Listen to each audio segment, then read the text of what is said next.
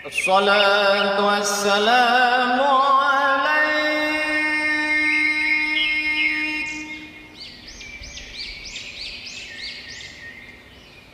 يا إمام المجاهدين.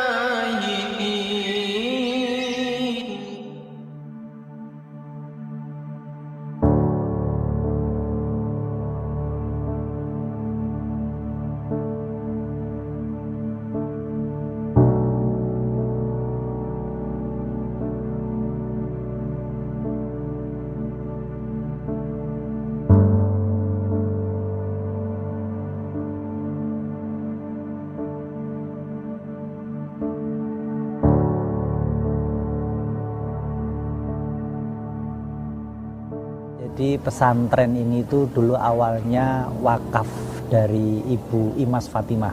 Itu pun juga kebetulan gitu ya. Nah, bertemu dengan Ibu Imas Fatimah, ingin berwakaf, namun harus dibikin pesantren yang bersih, rapi, serta untuk hafalan Al-Quran. Itu awal mulanya kenapa sih pesantren ini berdiri. Nah, keinginan luhur itu akhirnya ketemu dengan YBM PLN dan direalisasikan. Alhamdulillah sekarang kita berada di masjid tercinta ini, baik, bagus, kemudian rapih, dan keinginan dan cita-cita luhur Ibu Imas Fatimah sudah dapat terwujud dengan kerjasama YBM PLN.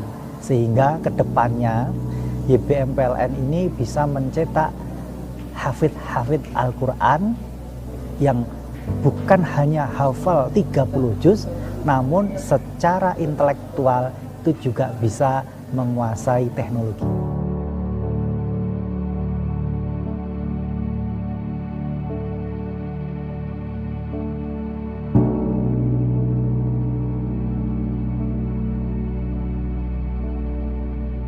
Itu juga hafal 30 juz, menguasai teknologi, dan dari sisi kepribadian, attitude juga menjadi lebih baik. Sopan santun, ramah tamah, serta akhlakul karimah, akhlak yang baik.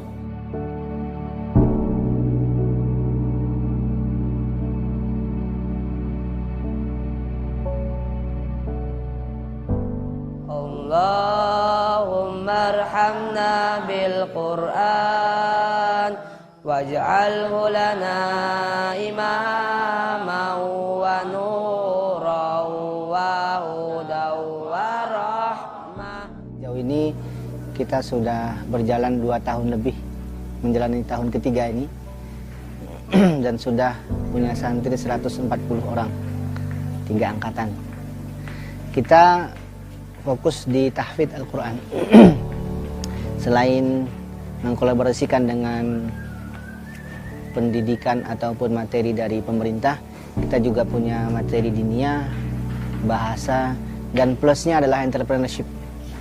Di sana ada pertanian, hidroponik, kemudian pelatihan-pelatihan yang membuat santri kita punya skill yang harapannya nanti ketika mereka lulus dari sini tidak hanya punya basic agama, tapi juga bisa mengembangkan diri dari sisi ekonomi.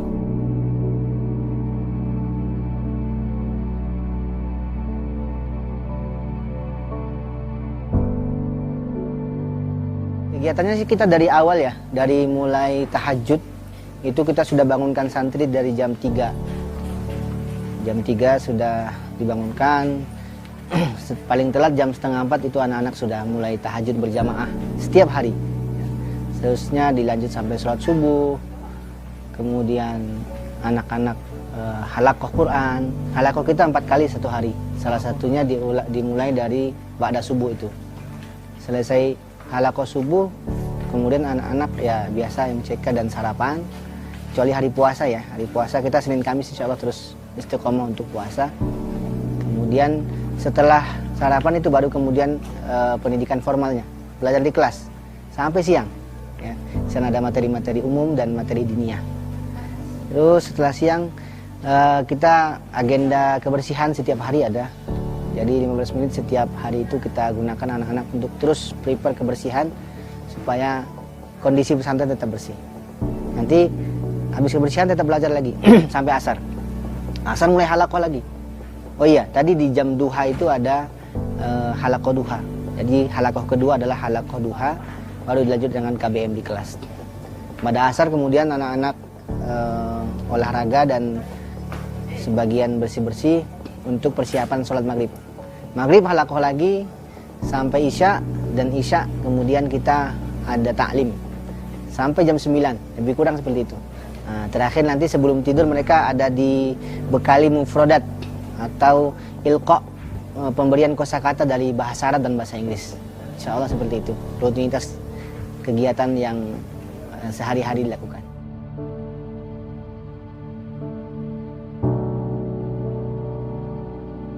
Khusus Sabtu kita berbeda ya. Pertama memang setiap Sabtu kita ada tasmi Al-Quran. Setiap Sabtu alhamdulillah full. Setahun kemarin kita tidak ada jeda. Setiap hari Sabtu pagi ba'da subuh ada tasmi. Tasmi itu uji publik hafalan Al-Qurannya. Dari mulai 5 juz, 10 juz, 15 juz, bahkan sampai 30 juz. Bil ghaib atau tanpa membaca mushaf Al-Quran. Mengingatkan hafalannya saja, melafalkan hafalannya. Nah, itu setiap Sabtu. Ya, kadang 2 orang, 3 orang, ya, yang sering sih 2 orang.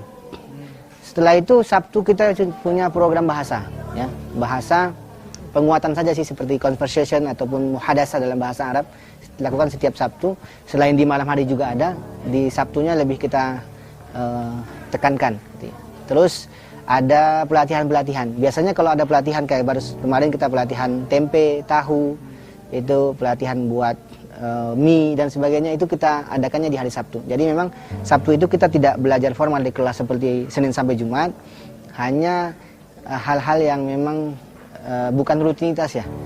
Seminggu sekali kita lakukan. Anak-anak berkebun, anak-anak ke lapangan, hidroponik, kemudian ada juga yang melatih kemampuannya dalam marawis dan sebagainya.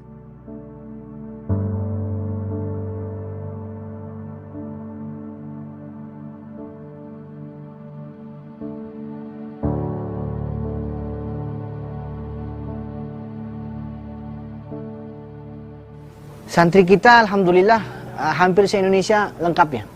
Karena memang ini utusan dari masing-masing daerah.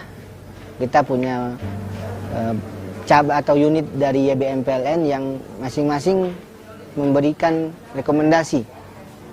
Yang menjadi catatan bahwa anak kami di sini adalah yatim dan duafa. Ya. Semua santri kami adalah yatim dan duafa.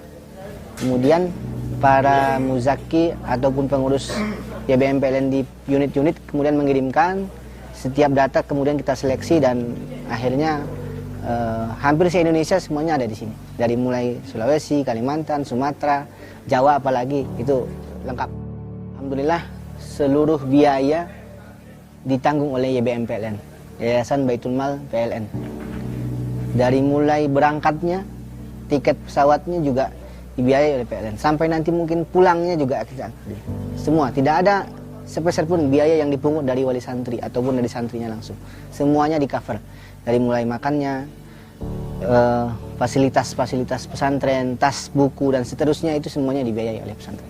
Seragam dan seterusnya.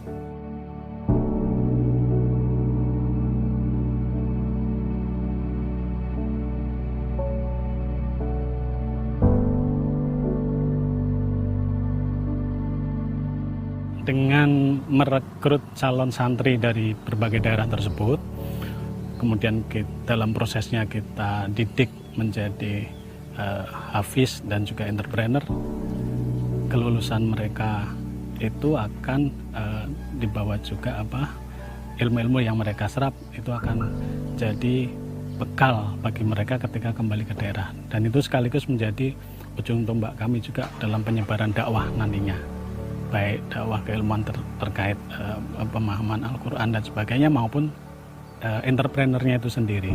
Sehingga tujuan kami mendidik mereka untuk menjadi hafiz dan punya karakter entrepreneur itu semoga bisa tersebar juga ke masyarakat sekitar di mana mereka berasal.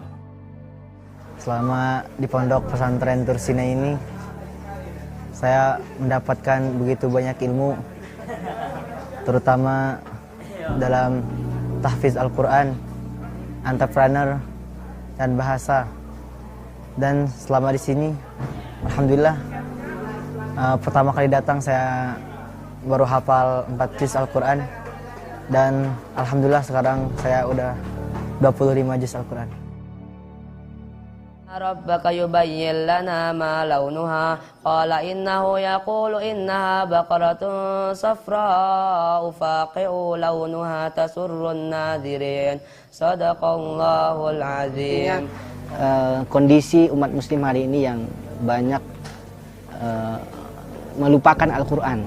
Jadi para muzaki, para pengurus, para amil dan kita sebagai guru-guru di sini berharap anak-anak ini adalah generasi Qurani yang tidak hanya menghafalkan dan membaca Al-Quran tapi juga beradab dan berakhlak seperti Al-Quran.